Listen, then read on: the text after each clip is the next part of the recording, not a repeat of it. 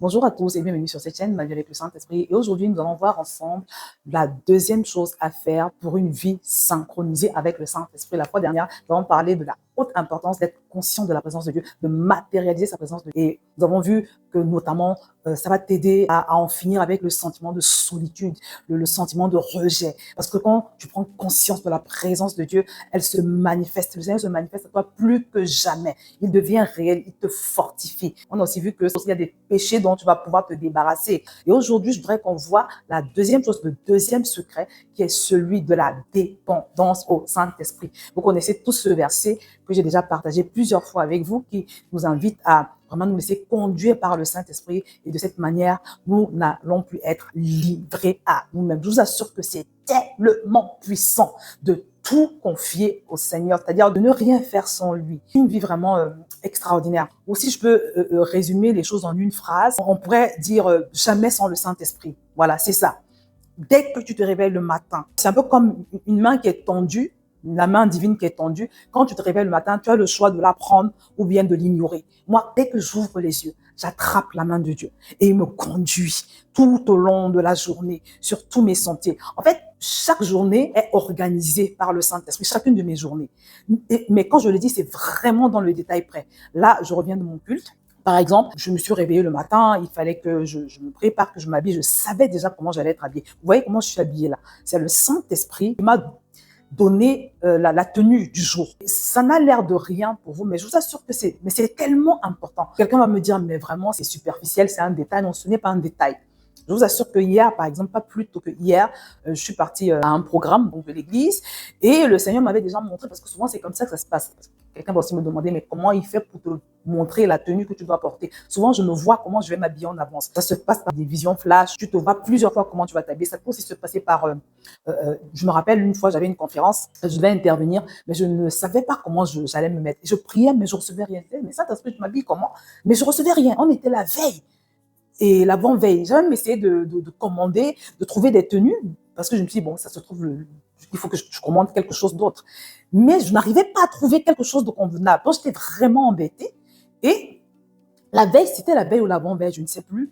Je suis en train de vider mon téléphone et je tombe sur une ancienne image, une tenue que j'ai dans mes affaires et que j'avais oublié. J'avais oublié que cette tenue-là existait. Et j'ai la conviction que c'est ce vêtement que je dois porter pour la conférence. Et je vous assure, c'était exactement ce qu'il fallait. Vous voyez? Donc, en fait, quand tu demandes au Saint-Esprit, que ce soit pour une chose importante ou moins importante, il te conduit. Donc, c'est tel que je suis habillée, c'est lui qui m'a habillée. Avant de sortir et de me rendre à mon culte, j'ai été tentée de faire à manger, de faire à la cuisine. Mais le Saint-Esprit m'en a empêché.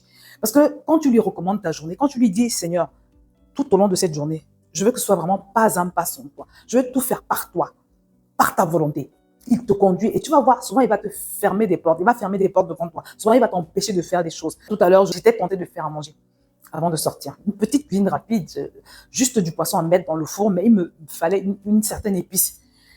Déjà au moment où j'ai la pensée de le faire, je sens un petit feu orange, je sens que je ne dois pas le faire, mais j'ai forcé, je me dis de toutes les façons, je vais faire vite. Et quand je vais dans mon congélateur, je cherche des pistes, je ne retrouve pas. Et pourtant, je me disais qu'il m'en restait encore. Donc, je ne trouve pas. Et ça prenait du temps, j'ai laissé tomber.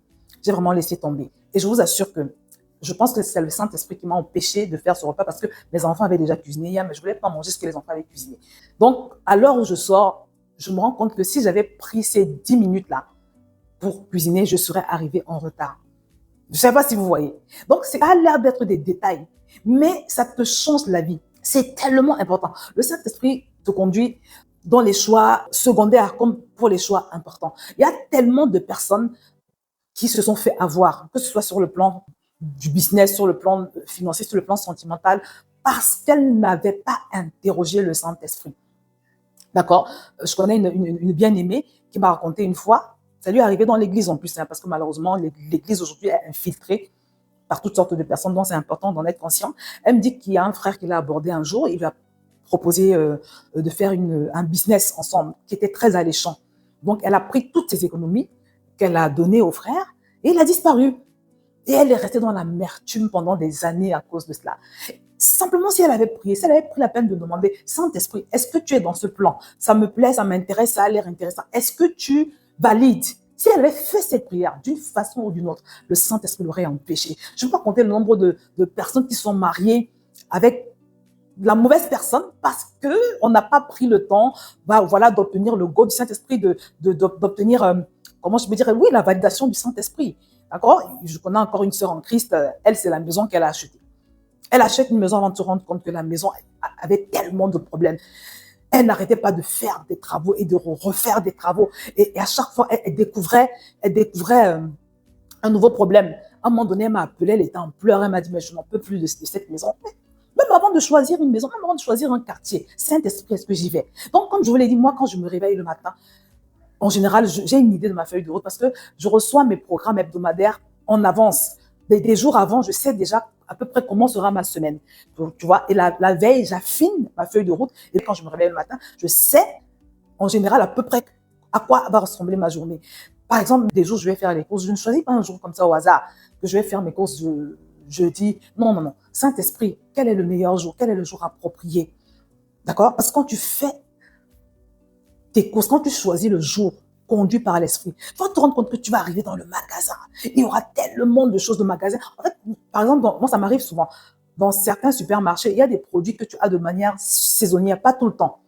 Tu vas te rendre compte que ces produits-là, qui ne sont pas souvent là, tu vas arriver, il y en aura, et puis ce sera en promotion, et mais tu vas faire de belles courses, des courses. Non, mais c'est extraordinaire. Donc, le Seigneur me conduit, même pour le jour où je fais les courses, l'endroit où je fais les courses, le commande des courses, tout le détail. Je vous ai dit, même pour mon menu, le Seigneur sait de quoi tu as besoin pour ton corps.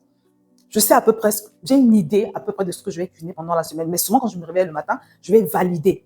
Je vais repréciser parce qu'il peut arriver que le Saint-Esprit modifie ta feuille de route. Donc, même la cuisine, je me laisse conduire par le Saint-Esprit dans le choix du menu. Donc, plus encore quand il s'agit de choix, voilà, si je pense à voyager, je vais toujours demander, Saint-Esprit, est-ce que j'y vais? Plusieurs fois, je reçois des propositions de toutes sortes.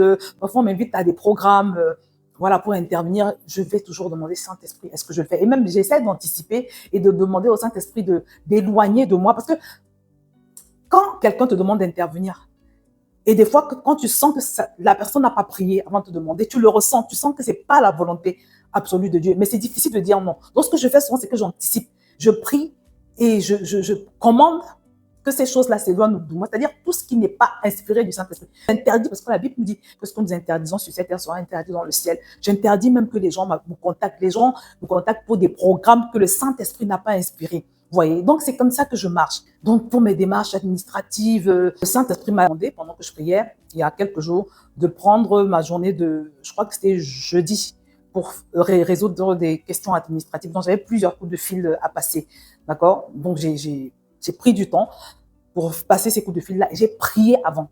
Parce que des fois, l'ennemi rentre dans ce genre d'appels téléphoniques là et puis tu te retrouves dévié. Bref, tu te retrouves dans des problèmes juste parce que tu es tombé sur un conseiller qui ne connaissait pas bien son travail ou bien, voilà. Il y a tellement de choses qui peuvent se passer. Des fois aussi, tu te retrouves à être baladé d'un service à un autre parce que tu n'as pas soumis l'appel à la puissance et au contrôle du Saint-Esprit.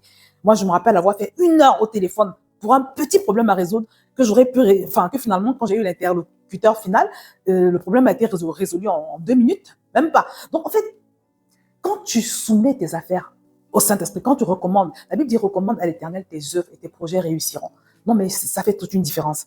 Donc, mes amis, je voudrais vraiment que pour cette deuxième semaine, pour ce deuxième secret d'une vie synchronisée avec le Saint-Esprit, que tu prennes cette habitude. Tu vois, ça va t'aider. Je t'assure, ça va te libérer à plusieurs égards. Parce que même quand tu vas prier, et ça, c'est un conseil que je te donne, j'en profite pour te donner ce conseil, même quand tu pries, note toutes tes pensées qui te viennent à l'esprit. Note systématiquement, parce que le Saint-Esprit nous parle beaucoup pendant nos temps de prière. Les pensées que tu reçois pendant que tu pries, note-les systématiquement. Tu vois, note-les, c'est très important. Il y a quelque temps de cela, je priais et j'ai entendu contacte telle personne. C'est une personne que j'évangélise. Bon, elle a fait la prière du salut, mais elle a du mal à suivre en fait. Elle a du mal à vraiment s'engager. Mais elle a récité la prière du salut, on va dire ça comme ça. Donc, je reçois cette pensée, je note pendant que je prie. Et puis, une deuxième fois, je suis en train de prier, je reçois encore la pensée. Et une troisième fois, non, je me suis dit, là, le Seigneur est en train de me demander de la contacter. Donc, je la contacte et je me rends compte qu'elle me répond bizarrement. Elle me répond pas comme d'habitude. Je me dis, bon, il y a quelque chose qui cloche. Et puis, elle était fuyante. Elle m'a répondu de façon évasive. Je lui repose la question de manière précise. Elle m'ignore. Je me dis, non, non, là, c'est vraiment inhabituel. Donc, je contacte une personne qu'on connaît en commun. Et c'est là où la personne me dit qu'elle ne va pas bien. Elle a des problèmes très graves. Elle a attaqué, en fait, mentalement. Bref, je vous passe les détails. Donc, je comprends que le Saint-Esprit voulait que je sois au courant de cela et que j'intercède pour elle. Voilà. Donc, ça, c'est un exemple. Donc, tu vas te rendre compte que pendant tes temps de prière, il va te donner des révélations. Il va te donner des solutions. Ah, les amis, je ne peux pas compter le nombre de fois où j'ai été débloquée, où je ne savais pas quoi faire. Et pendant que je prie, je reçois comme ça une instruction. Et quand je mets l'instruction en œuvre, ça me libère. Je vous parle toujours de cette expérience. Ça, c'était la plus forte de toutes les expériences où le Seigneur m'a donné un nombre de jours de jeûne à faire. Il m'a dit cette situation-là où personne ne pouvait rien faire pour moi. Il m'a donné un nombre de jours de jeûne. Il m'a dit 14 jours de jeûne. Et puis tu affiches le verset Ésaïe 53, 5 sur tous tes murs. Et il faut que tu rumines ce verset, que tu rumines. Tu pries avec le sang de Jésus. Et au bout des 14 jours de jeûne, ma délivrance s'est passée. Et c'était historique. Quand tu vis des expériences comme ça, tu comprends que Dieu est réel. Et que tu peux pas te priver d'une aide aussi précieuse que le Seigneur nous a donnée. Il est en nous pour nous guider, pour nous conseiller. C'est notre conseiller spécial.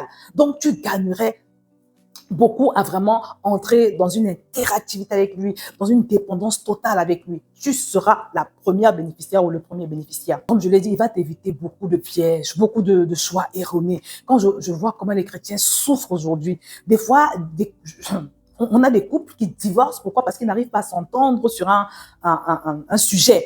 Ils vont divorcer parce que non, moi je pense que on doit aller vivre en Australie, et elle dit non, moi je ne suis pas aller en Australie, ou bien je pense qu'on devrait retourner en Afrique. Ah non, non. Quand vous avez pris l'habitude de marcher avec le Saint-Esprit, de le respecter, de l'honorer, de vivre pour lui, vous allez vous retirer dans la prière et vous allez demander, Saint-Esprit, qu'est-ce qu'il convient de faire? Quelle est ta volonté concernant ce sujet? Est-ce que nous devons aller en Australie? Est-ce que nous devons retourner en Afrique? Et c'est lui qui va vous départager, c'est lui qui va trancher le sujet. Bon, mais quand tu vis comme ça, tu ne vas pas divorcer. Oh, ma femme, j'ai décidé qu'il faut qu'on fasse ça. Elle n'est pas d'accord, donc je me sépare. Mon mari, je veux qu'il fasse telle chose. Il n'est pas d'accord, donc Et le Saint-Esprit dans ça. Donc, en fait, les personnes qui ne dépendent pas du Saint-Esprit sont livrées à elles-mêmes. Et c'est beaucoup de souffrances gratuites. Et tu te retrouves ballotté à gauche et à droite par ta chair, par le diable, par les influences de toutes sortes de personnes autour de toi. Mais ce n'est pas ce que le Seigneur veut, tu vois. Donc, vraiment, je t'encourage à prendre cette décision.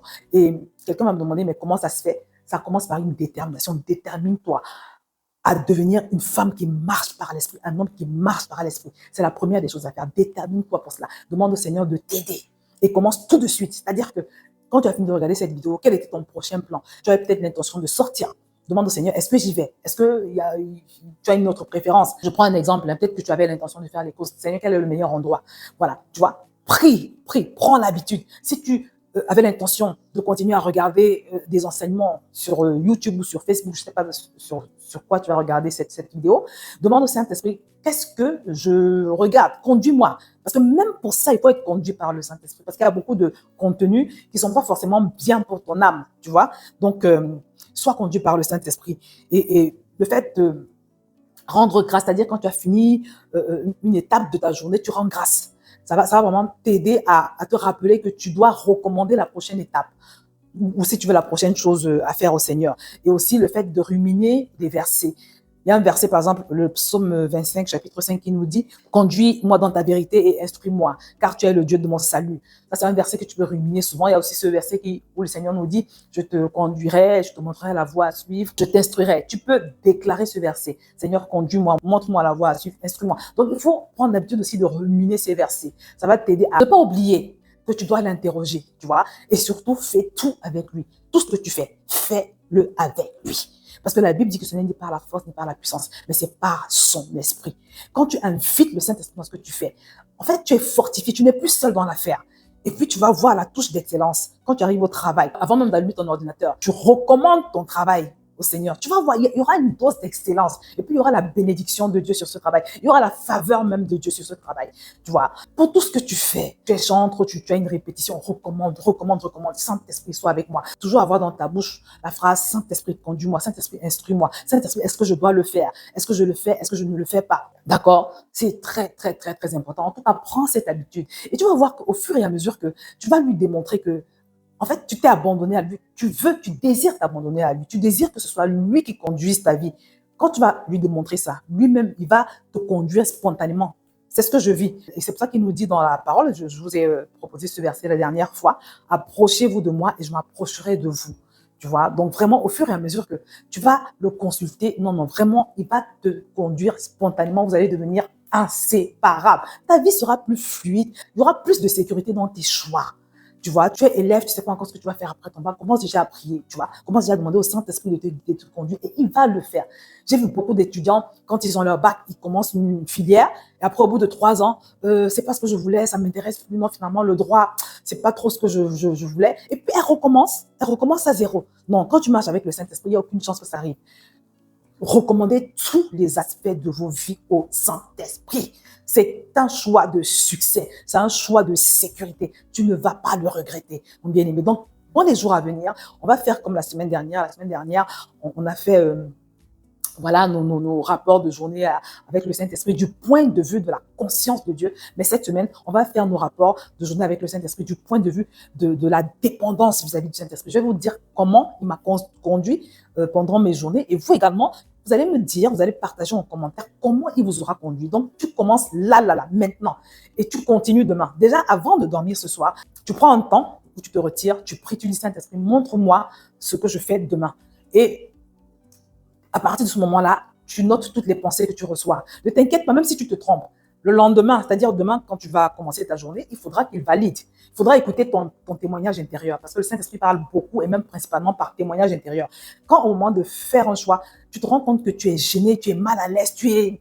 Voilà, ça veut dire souvent que le Saint-Esprit n'est pas dans l'affaire. Attends d'abord, repris encore, obtiens vraiment sa confirmation. Tu peux aussi demander l'avis de personnes matures autour de toi. Tu vois, si tu as la paix, souvent la paix, c'est un signe que le Saint-Esprit valide. Donc, ce que tu te prépares à faire. Des fois aussi, tu peux ressentir une joie inexpliquée.